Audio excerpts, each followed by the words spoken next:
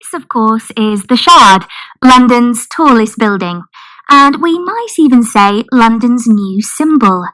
It's worth studying not just for the way it blends into the London skyline, but because several new engineering techniques were pioneered when it was built.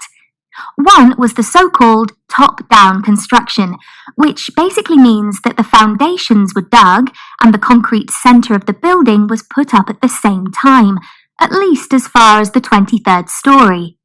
This reduced the construction time by 3 months. Although this wasn't an entirely new thing, it had certainly never been used for a skyscraper before. Then there was the use of the building's permanent lift shaft during construction, with the lift jumping higher as the building became taller. That was thought to be the best way to transport people and materials up and down, rather than using any outside construction. And I should also mention the spire, which gives the famous shattered glass appearance.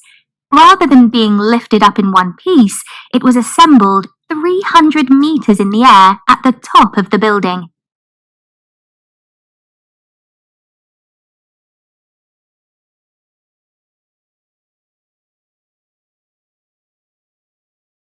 It wasn't until the late 15th century that composers really gave much attention to instrumental music. Before that, vocal music was most common, and instruments were really treated just as an accompaniment to singers. Instruments were played really just as a guide for the singer's benefit. It was only in the late 15th century that instruments were seen as having real musical potential of their own. Composers started to produce music for them and to write background parts for songs which didn't just repeat the singer's notes. There were several reasons for this change, one of which has to be the refinements that were made to the instruments themselves. If we look at keyboard instruments, for example, organs had been around since classical times, but by the late 1400s they had become much more sophisticated. Another reason was the popularity of dancing. Dances were becoming more intricate, a number of new ones became popular, and of course they all needed instrumental music to accompany them.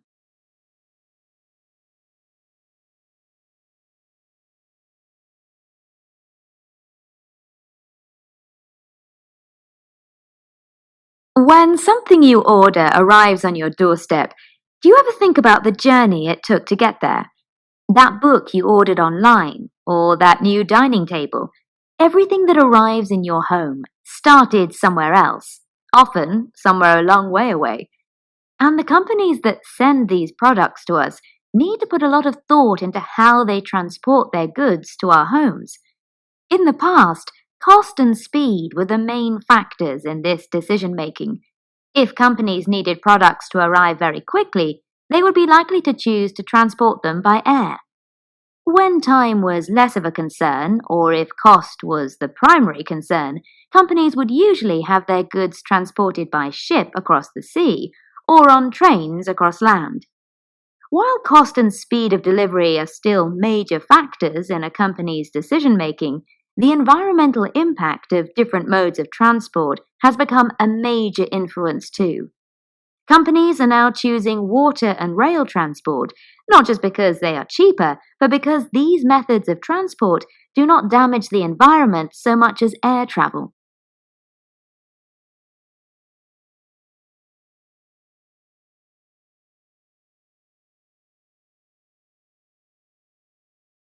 In addition to research about the effects climate change has on the natural environment, its impact on human health has become an expanding domain of academic study.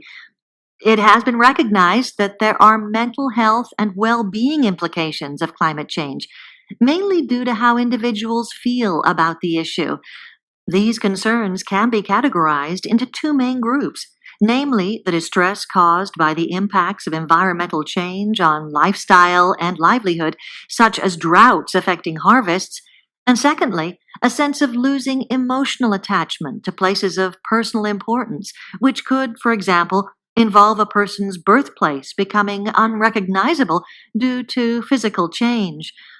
The detrimental health and well-being effects associated with climate change disproportionately affect those living in remote rural areas, especially farmers, And unfortunately, accessing health care in these places can be very difficult for the people who may most need it.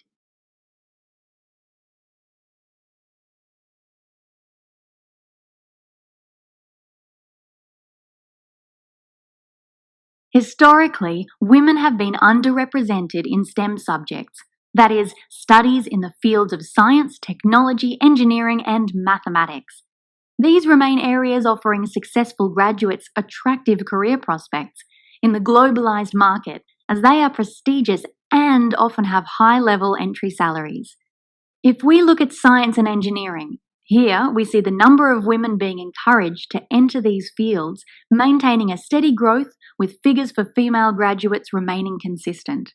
So, while some areas are hitting the targets set, this is still not the case in technology.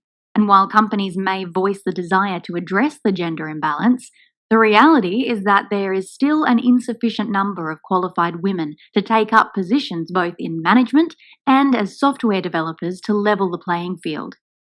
Yet, women are continuing to make up more of this labour force.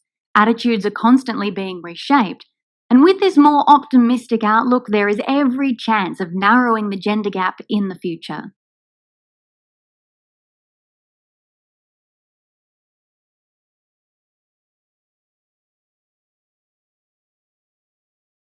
One of the main aims of the agricultural robots, or agrobots as they're better known, is to monitor the growth and development of plants and crops.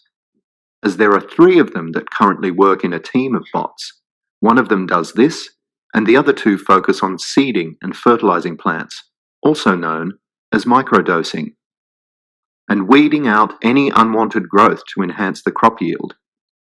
It is hoped that the bots will soon be trialled on other farms and areas of land once they are fully developed. They are electronically powered and use artificial intelligence to cultivate large areas of land more efficiently than it would be if it was done by hand. As the bots run autonomously, they can do their job much faster than is physically possible for a human, and will be able to identify the differences between a range of produce and vegetation. It is estimated that, in the growing agricultural technology industry, they will be part of a $20 billion market by 2025.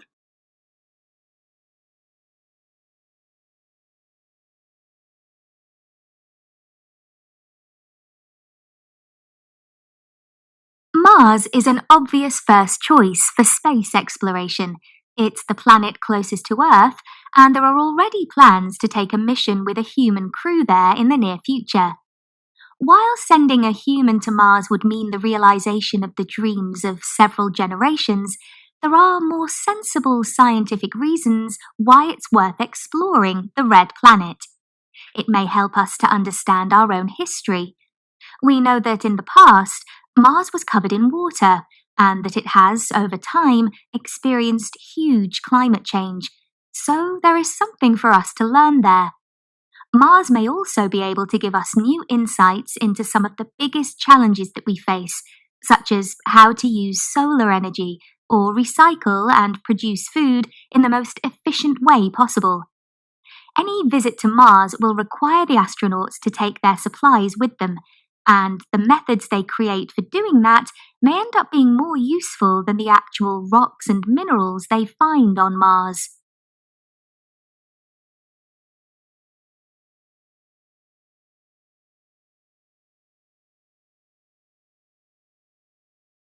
A car park is a business like any other, and it pays to invest in a marketing plan. This is particularly true if the car park you own is not visible from the main roads. It might be, for example, hidden behind buildings, and a permanent visible sign to tell people where they can park is essential. If possible, advertise special features of your car park, such as competitive rates, on that sign. There are other opportunities to work with local businesses to co-brand, too. You might offer coupons in a local magazine, or work with hotels and airlines, or mobile car washes to offer special deals to guests at the hotel or passengers on the airline. One good way to get customers to select your car park over rivals and make a profit is to check ahead for special events. You can offer shuttle services from your car park to the event, provided that you plan well in advance. Like any business, the financial health of a car park requires a strong marketing plan.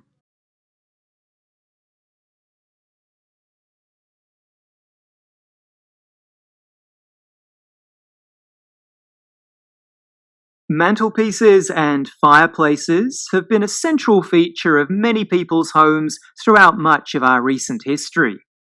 Although mantelpieces are used for storage, they also hold many personal memories in the objects placed on them. In the past, fireplaces were in the centre of the room and were the place where the household met together. Later, they were moved against the wall under mantelpieces for practical reasons, and together this position not only made them a noticeable feature, but also a place where people expressed their identity and taste. Mantelpieces became a way for the rich to impress others by arranging expensive ornaments to show off their fashionable tastes.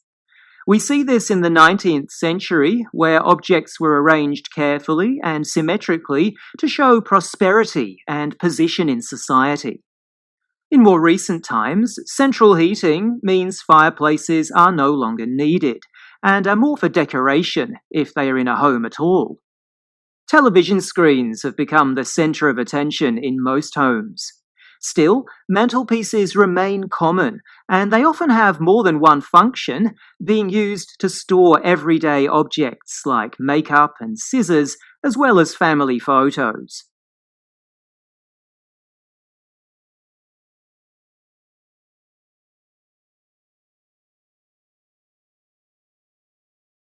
Shakespeare, like many of his contemporaries, draws heavily and widely on the natural world. Sometimes he uses it as a theatrical space, as a space in which to set some of the main action of the drama, and sometimes he uses it as a metaphor, a figurative landscape through which to express psychological, emotional, or social anxieties. Perhaps most profoundly, one of his most dominant and fascinating theatrical spaces is the forest, or the woodland. Most famously, perhaps, in As You Like It, the Forest of Arden, in A Midsummer Night's Dream, and in Titus Andronicus, and in Two Gentlemen of Verona. In the comedies, of course, the forest is particularly interesting because it offers a space of transformation, of magical exploration, of the fulfillment of fantasy, and of a kind of escapism, a festive escapism. In the tragedies, and most darkly in Titus Andronicus, it's a place of destruction, a place of brutality, and again of transformation, but not in a happy or productive way, in a dangerous and violent way. So, in terms of the use of the natural world on the stage and in the drama, it is always significant and it is always used to amplify aspects of the performance.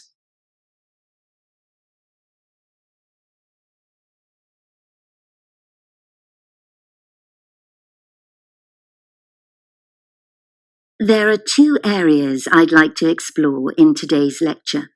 The first is, what is technology that can be worn? And then I'd like to move on to talk about the future of this type of fashion item. So, as for the first question, this technology has been described by different people in many different ways. I like to think of it as technology which gives information to the person who is wearing it. It involves some kind of electronic equipment which is attached on or near your skin and provides information. Many of us will be familiar with this technology from the area of sport and fitness. I'm thinking here, for example, of those special watches which you wear when you're doing exercise. They can tell you how far you've run, your heart rate, and so on. Turning to the second issue, what will happen to this technology in the future? Well, there's currently a gap between what the fashion industry would like to be able to do and what's possible. So, we need scientists and engineers to do more research.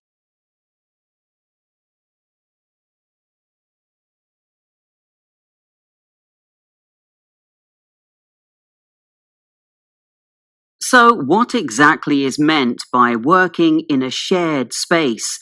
And what are the advantages? Well, it's about people who work for different companies or who work for themselves sharing an office. And it's becoming very popular.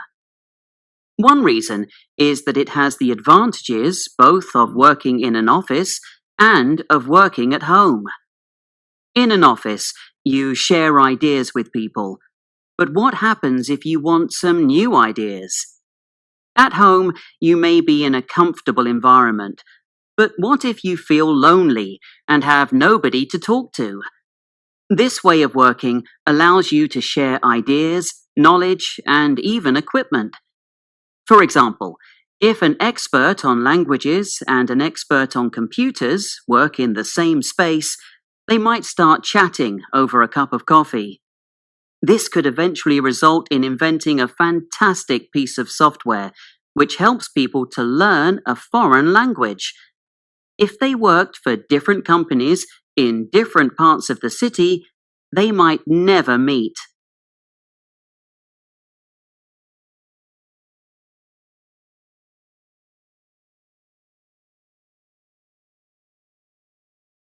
Memory game can also be adapted to teach phonics. Get a collection of picture cards and letter cards with the sounds that you are teaching that day. For example, B, K, and T. Very good, you know what we're teaching. The children turn over the cards 2 at a time and try to get a pair, either of objects with the same sound or a letter and an object. They should say the sounds of the letter or say the word as they turn the cards over. If they get a pair, they take another turn. If not, the next child has a turn. All right, so do you want to turn over 2 cards? What's that? A bicycle. Good, all right. Turn over another one. What's that? Boat. Do they start with the same sound? Bicycle. Boat. What sound is that? Ah. Very good.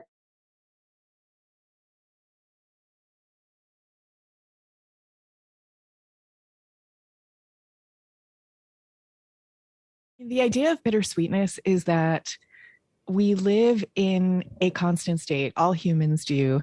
It's a constant state of a kind of existence simultaneously of joy and sorrow, dark and light, bitter and sweet.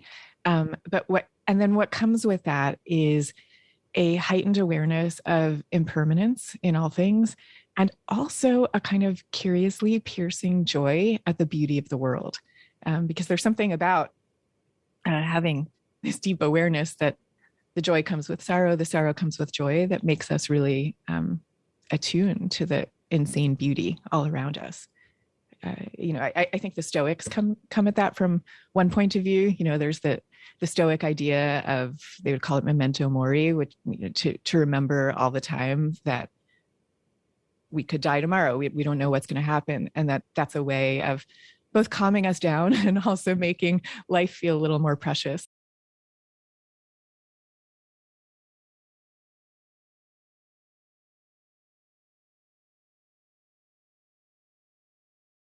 If a vegan falls in the forest and no one's there to hear them say, "I'm vegan," are they even really vegan?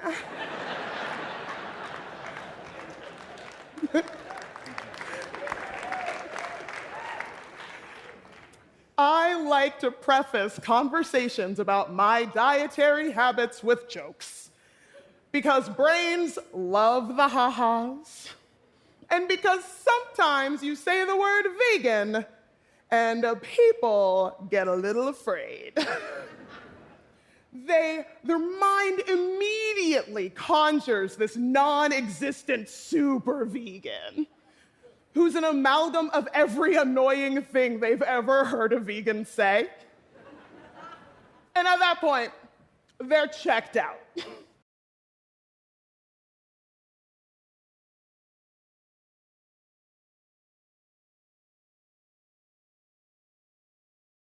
Hi, I'm Derek Sarno.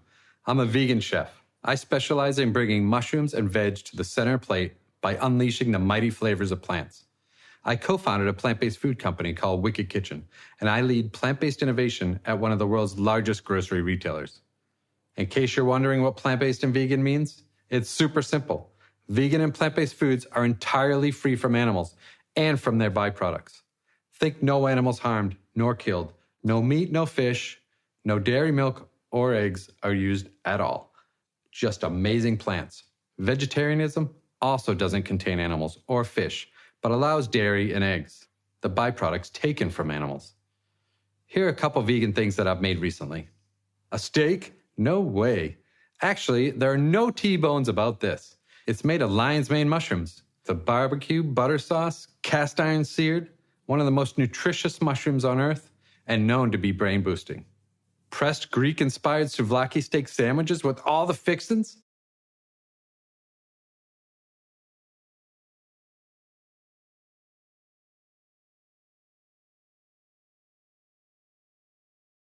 We live in a time-pressed culture. There is never enough time. And we see it, we feel it around us every day. We live in a world that valorizes work, accomplishment, busyness. And there's real upside to that. There's real value. We're pushed, we're driven toward achievement and action and creation. And that's great. But there's also a downside. And that's something that I think is worth talking about. There was a study done a while back by the Management Research Group of 10,000 senior leaders. And they asked them, what is key to your organization's success? And 97% said long-term strategic thinking. I mean, when was the last time that 97% of people agreed on anything? There is near unanimity that being a long-term thinker, having perspective, having the ability to think and ask big questions.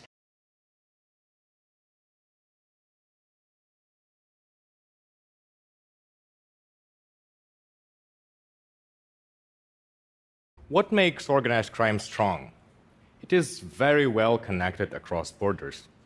Criminal leaders can cooperate over long distances, build efficient logistics, and hide their wealth across many jurisdictions. How do we know about this? One of the reasons is journalists.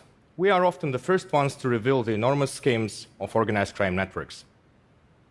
At some point, journalists started connecting across borders too.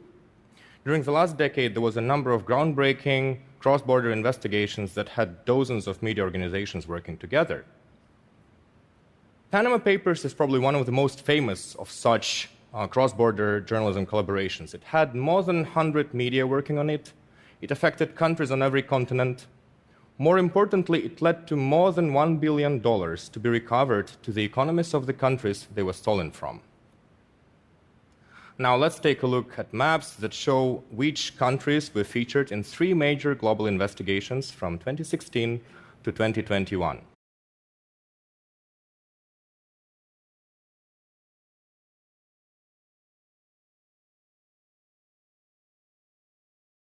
When we think about climate change and pollution, we usually think about oil-soaked birds, fossil gas platforms in the Arctic, or black smoke rising above coal plants. We never think about banks, insurers, and investors. But we should, because money is a driving force behind fossil fuel extraction and environmental destruction. The most polluting sector on the planet is not fossil fuels, it's finance. Sure, you've heard banks are increasingly putting money into green projects. And yes, they are financing green projects, but they are doing it on top of new polluting oil, coal, and gas projects. I have been looking at the math for a decade, and it's still a green droplet in an ocean of pollution.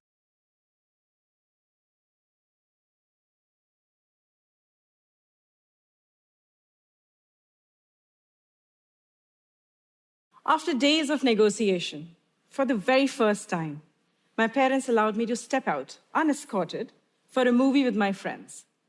I was 14 and beyond excited with this new freedom I had. With a big smile on my face, I entered a packed theater. And just 10 steps from my seat, I felt these heavy hands grab both my breasts, and before I knew it, these hands disappeared. I screamed and ran outside.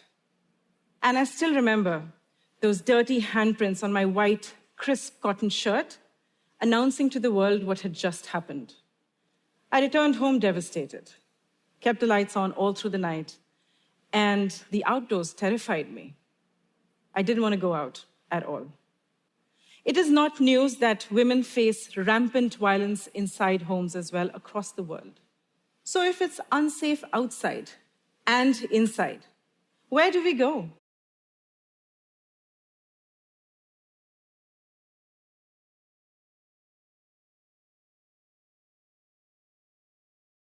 I've been working in AI for most of my career, helping companies build artificial intelligence capabilities to improve their business, which is why I think what I'm about to tell you is quite shocking.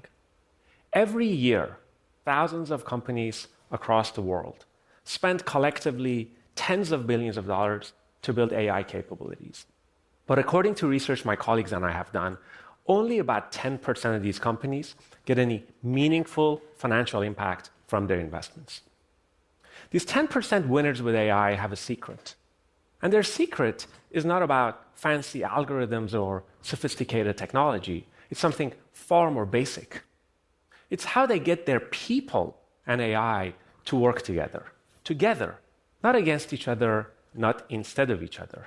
Together in a mutually beneficial relationship. Unfortunately, when most people think about AI, they think about the most extreme cases.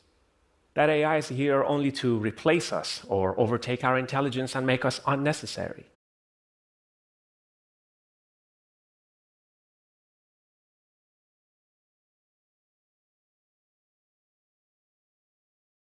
Tropical forests are one of the world's most important carbon sinks, absorbing over 1/5 of the emissions from burning fossil fuels every year. The latest research suggests that without them, the world would already be nearly 1 degree Celsius hotter. We can't solve climate change without tropical forests. But right now, instead of protecting forests, we're cutting them down. Already, about 1/6 of the Amazon has been lost, and some scientists fear that we're nearing a tipping point that could mean loss of the entire forest. Forests in Indonesia and Malaysia, even the vast forests of Central Africa, are under threat as well. And deforestation means carbon pollution. In fact, tropical deforestation worldwide accounts for almost as much emissions as all the world's cars and trucks combined. So losing tropical forests means losing any hope of limiting the rise in global temperatures to 1.5 or even 2 degrees Celsius.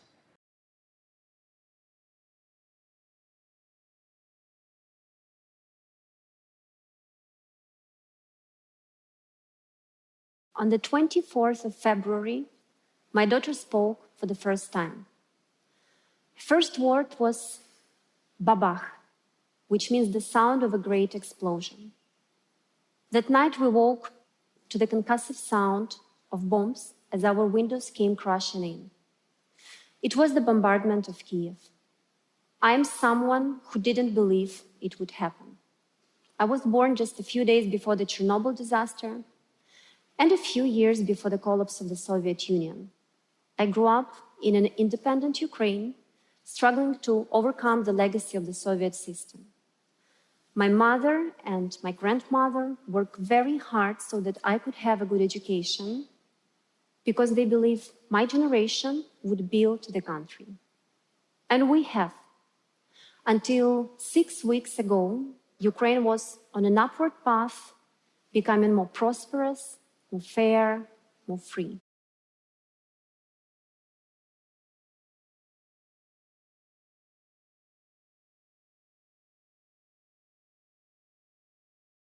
Everything in the real world is being recreated in the virtual world, the metaverse.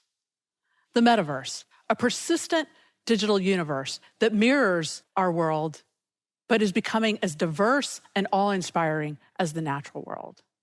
And you'll be able to do everything you do in the real world, in the virtual world, and more. In the real world, you can walk into a gallery, buy a one-of-a-kind artwork that is signed and authenticated as original, take it home, put it on the wall, enjoy it, show it to your friends, and it might even be an investment. The artwork becomes part of your story and adds meaning to your life. It marks a time and a feeling for you. Now, we can have the exact same experience in virtual galleries with digital art. While this might seem like an obscure niche on the internet, in March of 2021, the major auction house Christie's sold a purely digital artwork by an artist named Beeple for $69 million in cryptocurrency.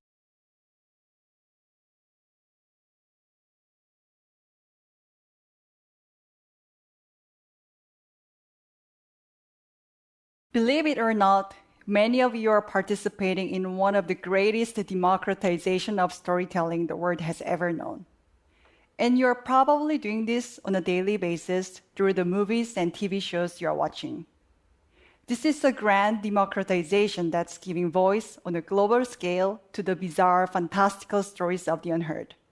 It's amazing, and I want to tell you all about it. But first, to fully appreciate everything I'm about to say, you need to understand how the movies and TV shows are traditionally made. So for the longest time, the mainstream media industry has relied on a closed ecosystem of scriptwriters. These star scriptwriters are often chosen to create a series of blockbusters, and the production house investors rely on these proven writers to increase the chances of success. And you can see the problem here. A closed network of writers naturally limits the boundaries of plots. This is why sometimes you feel like you're watching the same superhero plots and cliché love stories.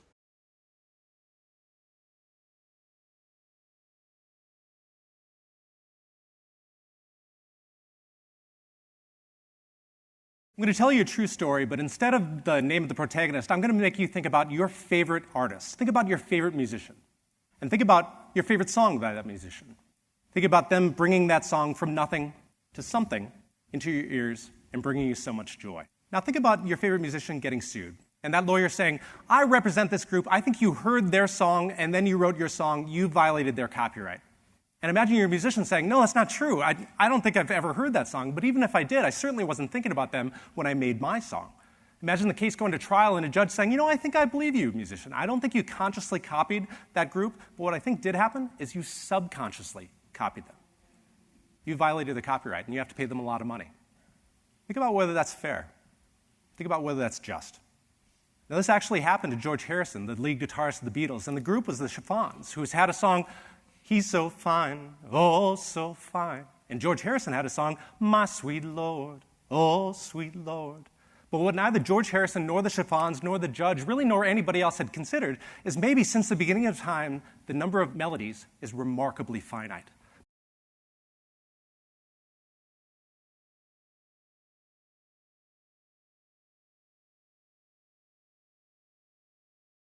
I want to try and persuade you that there are reasons why we should be optimistic in general. And that's a very difficult thing to do today because we are confronting tremendous problems in this world. Things like global climate change, which seem almost impossible to solve, or social inequality, which seems endemic and difficult to eliminate. The scale of these problems, though, is even more reason why we should be optimistic. Because what we know is that in the past, every great and difficult thing that has been accomplished, every breakthrough, has in fact required a very strong sense of optimism that it was possible. Think of the first airplanes. It's hard enough to create something good and great deliberately and with intention. And it's no guarantee, just because we believe something will happen, that it will happen.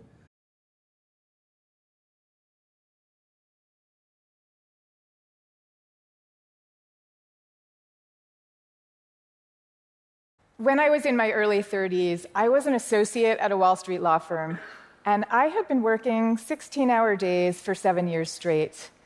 And even though, ever since I was 4 years old, I'd had this beautiful and impossible dream of becoming a writer, I was also pretty ambitious and on the verge of making partner.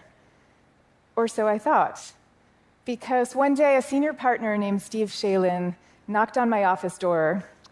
Steve was tall and distinguished and very decent, and he sat down and he reached for the squishy stress ball on my desk, and he said that I wasn't going to be making partner after all.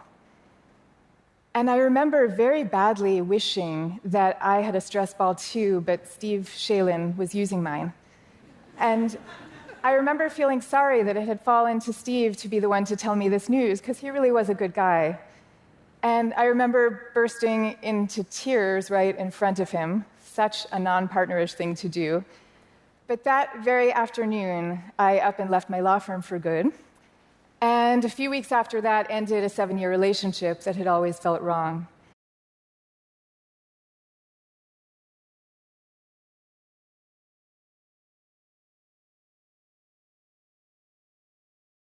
Who here, a year or two ago, thought that they'd be living through a global pandemic?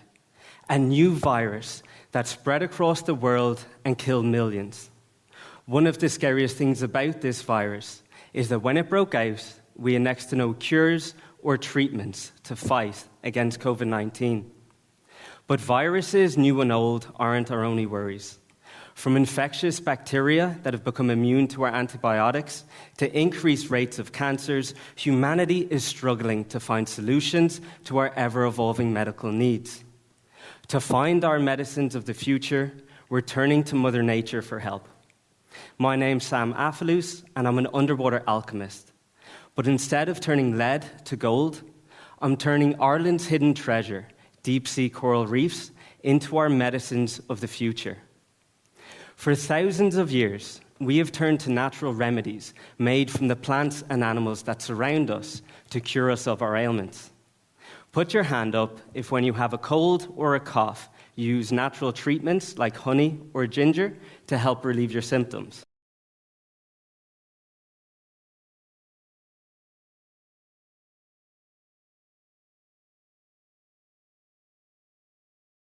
In 2019, I took a 9 a.m. flight from Atlanta to New York City. I was the first person to board that day, so as I death-gripped my phone to step over that little crack that leads to the runway, I caught a glimpse of the flight attendant, head in her hand like this, eyes closed. The moment she heard me, she looked up, she put a smile on her face, and she said, "Good morning."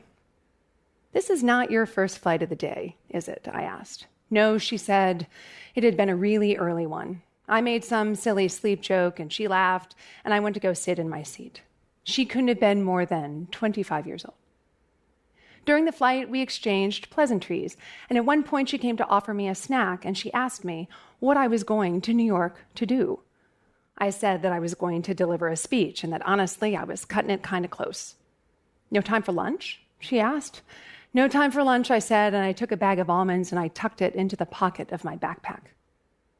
After the flight landed, I was on my way out of the plane, and she stopped me for a moment, and she handed me a plastic bag. It was about this big, and it was weirdly heavy.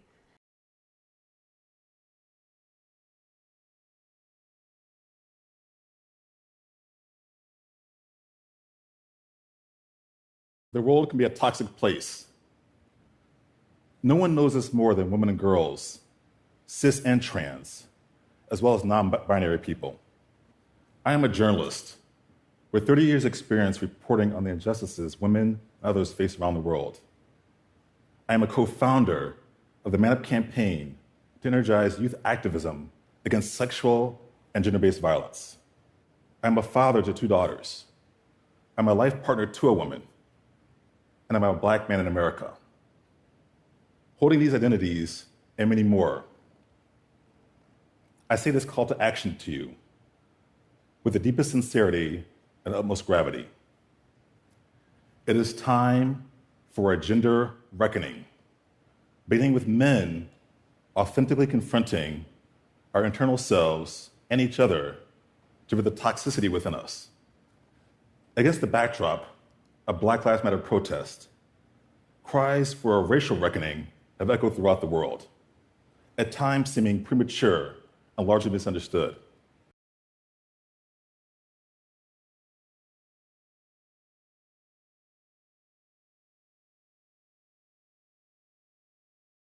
So pasture is the single largest type of land on the surface of the earth today, thanks to our taste for meat and dairy.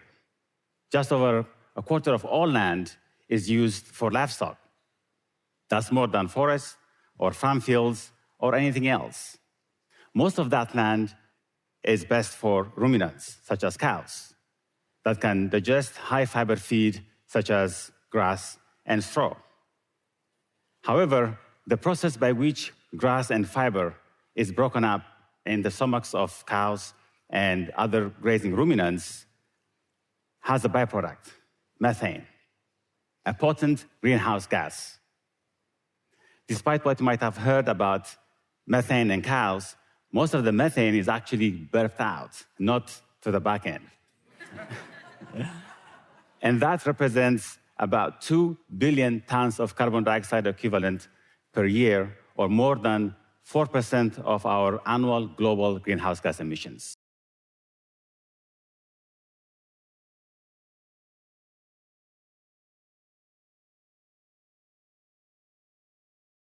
If you've gone to a tech conference, literally any tech conference in the last 5 years, you would walk away with the impression that the connected, easy to navigate, clean and green smart city is just around the corner. The reality is that, and the hype is that many companies are working on products and solutions to get there. Take transportation, for example. Allegedly, in the city of the future, you will be able to seamlessly plan your journey from public transportation to shared autonomous taxis and even electric scooters. If you own a car, it will be electric. And there will be charging stations strategically placed throughout the city. So all you do is type your location into your GPS, and it will automatically take you to your location in the minimum amount of time. And any payment you need for charging will be done automatically in the background. Now, you might say, wait a minute, there are companies that are doing this today. I can do this today. But it's individual companies, and it's certainly not ubiquitous across the city. But it doesn't just stop with transportation.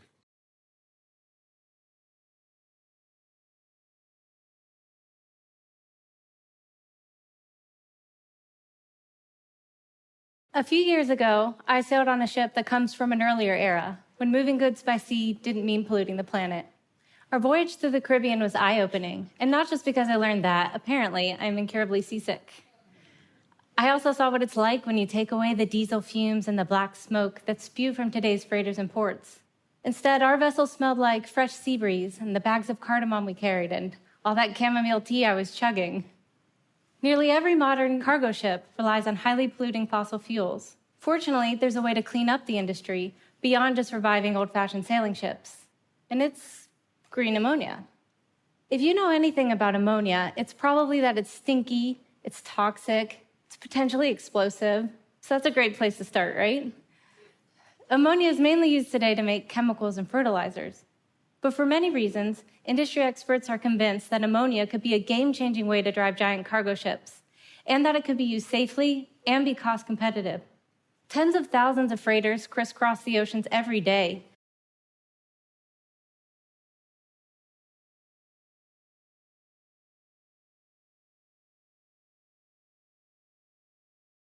Avocados. Americans love them. For what other food would you pay $15 to have someone bring it to your table and mash it up in front of you?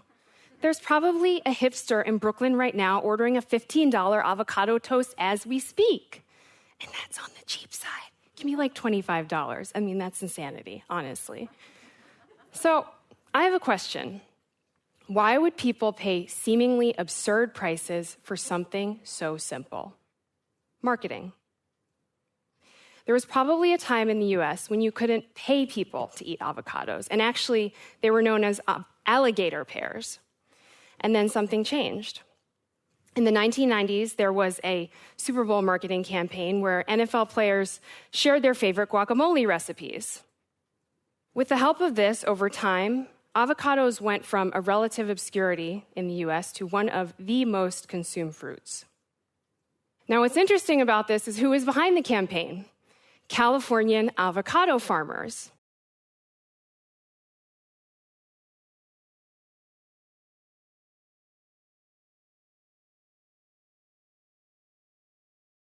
Hi, Nick. Thanks so much for being here with us tonight. Hey, Whitney. Thank you. Well, so for those who aren't familiar, could you start by just telling us a little bit about Vera and the work you do? The Vera Institute of Justice is a leading justice reform organization. We seek to transform the criminal legal system and the immigration system. We call it the criminal legal system because to call it a criminal justice system is a little bit of a misnomer. It doesn't deliver justice. And we work to transform the immigration system because many of the problems that we see in the criminal legal system are just the same in the immigration system. And by transform, what I mean is to shrink both of those systems, to make sure that they are less brutal than they are right now, and that there's some modicum of justice that's provided. We work on some of the biggest problems that are facing the country in these two realms, and try to provide solutions. So I'll just give you an example of that. One of the things that we did over the last years was to participate in a campaign that ended up overturning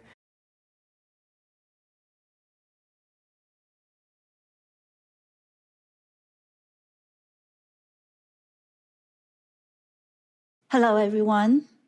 It is a tremendous pleasure to be here to share with you my story.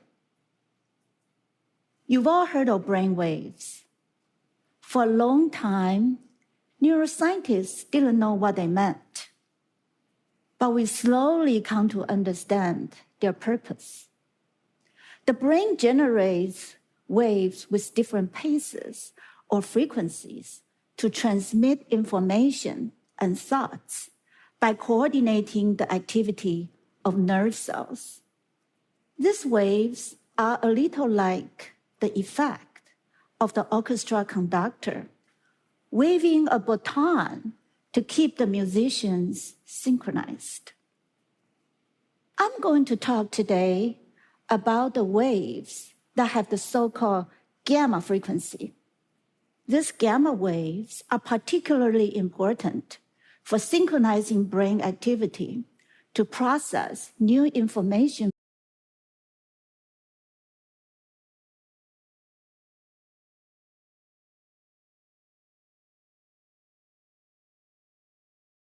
It was a strange feeling, walking into the local supermarket only to find empty shelves. And most notably, no toilet paper.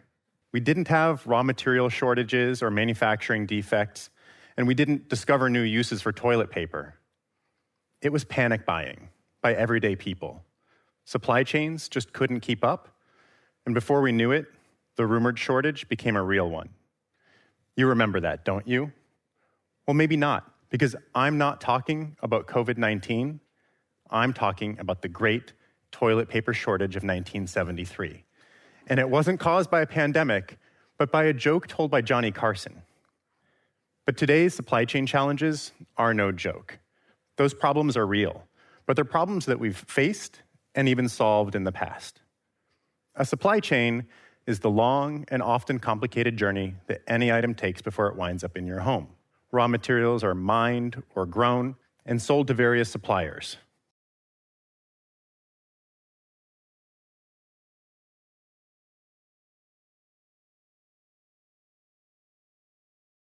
According to the lecture, the topic was about gắn cái node số 1 vô. And then I can hear the information about, and then I can hear the information about.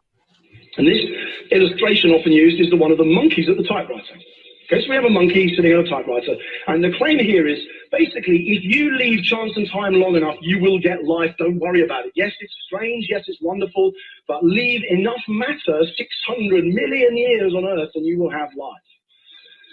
So the monkey sitting on the typewriter, and the chances are, eventually he produces the complete works of Shakespeare, so what's the problem? But he doesn't manage to do it in 600 million years. So what I decided to do to run the numbers is instead of saying type the complete works of Shakespeare, I just ran the numbers for how long would it take a monkey typing at 1 keystroke a second to type to be or not to be, that is the question. right? On average, how long is it going to take my monkey friend at 1 keystroke a second?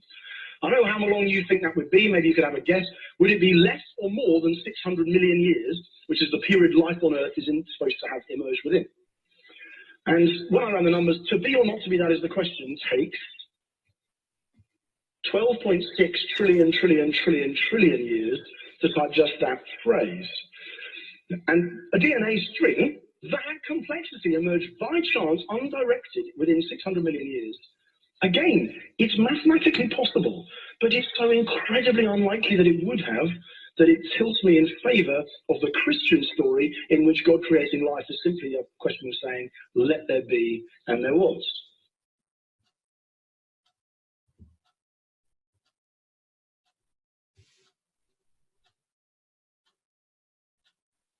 Trong thời gian còn lại của cái audio nó đang chạy á, với lại là 10 giây chuẩn bị, thì Tuấn sẽ đọc sơ qua một vài những cái notes như thế này ha. Monkey and typewriter, millions of years on Earth. How long it takes a monkey? Last or more 600 millions of years. DNA string. Christian story. Christian story. DNA string. Last or more than 600. Chỗ này khó quá thì Tuấn sẽ bỏ là 6 millions of years. 6 millions of years. According to the lecture, the topic was about monkey and typewriter. And then I can hear the information about millions of years on Earth. And then I can hear the information about how long it takes a monkey. And then I can hear the information about less or more than 6 millions of years. And then I can hear the information about DNA string. And then I can hear the information about Christian story. And then I can hear the information about monkey and typewriter. And then I can hear the information about millions of years on Earth. And then I can hear the information about how long it takes a monkey. And then I can hear the information about DNA string. And then I can hear the information about Christian story. Next, sang câu tiếp theo. Thì đó là cái cách mà Tuấn sẽ làm nếu như Tuấn vào trong phòng thi. Thì theo như mọi người thấy, ở đây Tuấn đặt target là 79, thì Tuấn sẽ có 1, 2, 3, 4, 5, 6 cái note. 6 cái note. Và số chữ trung bình của Tuấn, cái note này là 3 chữ nè, cái note này là 5 chữ nè, cái này là 6 chữ nè, cái này là 2, 4, 6, 7 chữ gì đó, 2 chữ, 3 chữ gì đó, là ổn cho target 79 mọi người ha. Cái thứ hai nữa là mọi người cần phải để ý, đó là Tuấn đọc cái note này rất là trôi chảy. Đọc rất là trôi chảy từ cái note số 1 sang cái note số 2 sang cái note số 3. Và khi Tuấn đã đọc đến cái note cuối cùng mà còn thời gian thì Tuấn sẽ làm gì ạ? Tuấn sẽ quay ngược lại, đọc lại cái note đầu tiên mọi người ha. Và cái câu để mà Tuấn ghép vô cái note đầu tiên khi mà Tuấn đọc lần thứ hai đó, cái note đầu tiên monkey and typewriter, nhưng mà đọc lần thứ hai thì nó sẽ là I can hear the information about. Và Tuấn sẽ đọc là gì ạ? According to the lecture, topic was about monkey and typewriter, and then I can hear the information about 2, 3, 4, and then I can hear the information about Christian story. Và sau đó Tuấn đọc tiếp, and then I can hear the information about monkey and typewriter, and then I can hear the information about millions of years on Earth. Tức là cái câu đầu tiên của cái template đó là the topic was about, which is a very interesting topic. Nó chỉ đọc một lần mà thôi. Nó chỉ đọc một lần mà thôi. Ok, rồi. Và sau đây thì Tuấn sẽ chỉ ra một vài những cái lỗi sai mà các anh chị thường hay gặp phải khi mà chúng ta làm cái bài Retell Lecture này. Thứ nhất là mọi người bị quá ham thông tin, dẫn tới là khi chúng ta đọc nó không có được trôi chảy nữa. Ok, ham thông tin ở đây là gì? Đó là khi mọi người viết cái note của chúng ta quá dài, có thể là 7-8 chữ hoặc là một câu luôn, giống như là mọi người làm ở trong phần Summarize Spoken Text vậy đó. Thì như vậy nó không có tốt mọi người. Thì hai cái bài trong phần Speaking đó là Describe Image và Retell Lecture thì các anh chị tập trung giúp Tuấn. Quan trọng nhất đó là Oral Fluency, độ trôi chảy. Content không có quan trọng ở trong hai phần này, mọi người nhớ giúp Tuấn nhé. Ví dụ như là các anh chị thường hay đọc sai là gì ạ? According to the lecture, the topic was about the monkey and how to typewriter. And then I can hear the information about several millions of years on Earth. Tức là các anh chị đọc không có được trôi chảy và nó bị ngập ngừng, nó bị từng chữ. Thì đó là cái mà chúng ta cần phải hạn chế khi mà chúng ta làm bài Retell Lecture. Đúng không ạ?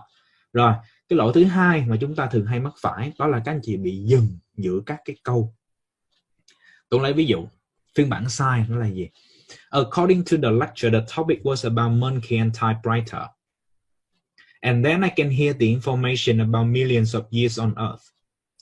And then I can hear the information about how long it takes a monkey.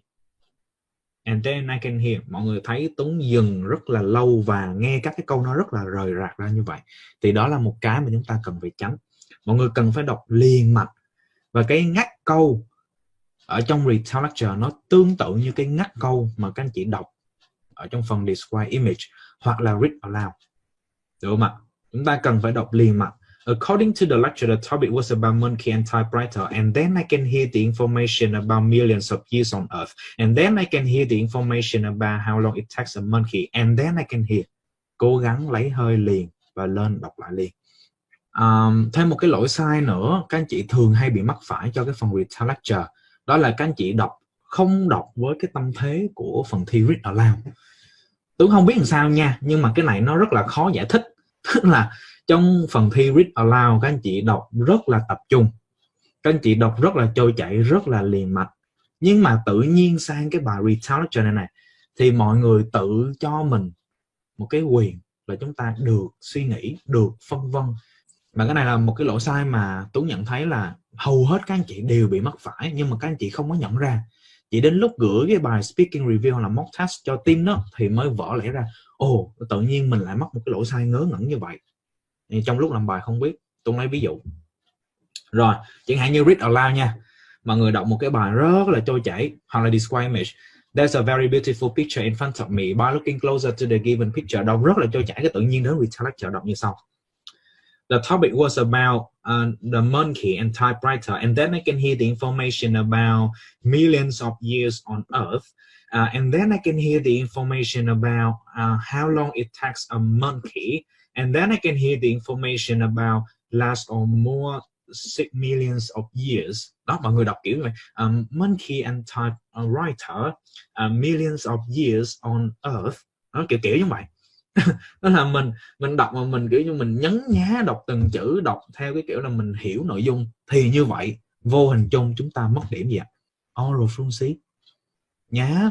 Cần phải tiếp cận cái bài Retell Lecture với tâm thế là chúng ta đọc cái bài Read Aloud hoặc là Describe Image. Được không ạ? Nhớ giúp Tuấn điều đó nha mọi người ha. Cố gắng đọc cho nó trôi. Rồi, và một cái lỗi thứ tư mà các anh chị thường hay mắc phải, một vài anh chị không học với Harper đó, thì mọi người hay có xu hướng là chúng ta sử dụng những cái template rất là phức tạp, giống như là cái template của Summarize Spoken Text á, để đọc cho Retell Lecture. Tôi lấy ví dụ. Mọi người sẽ đọc là gì ạ? According to the lecture, the topic was about monkey and typewriter. Firstly, the author indicated that millions of years on Earth, and then he emphasized the information about how long it takes a monkey. And after that, he gave information about less or more than 6 millions of years. And then he talked about DNA string. And he concluded by giving some information about Christian story. Đó. Tức là từng cái câu dạo đầu ở phía trước mỗi cái note này nè, thì các anh chị sử dụng một cái template khác nhau. Thì như vậy nó không có cần thiết mọi người. Right? Quan trọng nhất của bài thi Retell Lecture đó chính là oral fluency. Thì làm sao chúng ta chỉ cần đảm bảo giúp Tuấn là mình đọc trôi chảy là được. Vậy thì mọi người sử dụng giúp Tuấn cái template của PT Harper, chỉ cần 2 câu thôi. Và cái câu thứ hai sẽ luôn luôn là I can hear the information about gắn vô. Tất cả cái note mọi người sử dụng I can hear the information about. Thì Tuấn cam đoan với mọi người luôn, nếu mọi người đọc trôi chảy thì chắc chắn mọi người sẽ có được cái target mà chúng ta cần thiết. Và trước khi mà Tuấn kết thúc video ngày hôm nay thì Tuấn sẽ cùng với mọi người demo thêm một bài Retell Lecture nữa, để mà chúng ta có thể hình dung là những cái lỗi sai đó và những cái kinh nghiệm đó khi mà chúng ta ứng dụng vào thực tế nó sẽ như thế nào. Nào, chúng ta sẽ cùng làm thêm một bài Retell Lecture nữa mọi người ha.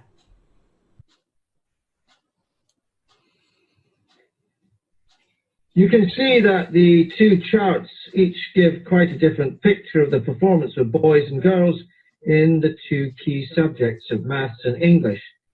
It shows that in English, girls consistently outperform boys over a period of 6 years, achieving scores about 10% above their male peers.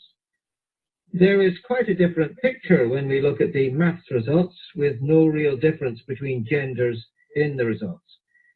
What is the explanation for these key differences?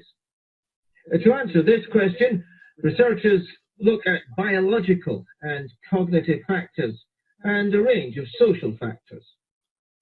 The interaction between these different components in early childhood development are seen as maintained and reinforced in the school context, and this leads to distinct gender patterns of behavior in skills with direct consequences for school performance and achievement.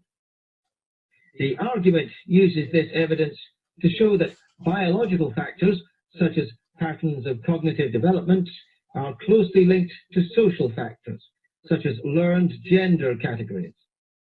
These cognitive skills are learned both preschool and subsequently at school, supported by the responses of teachers, creating a reinforcement of patterns.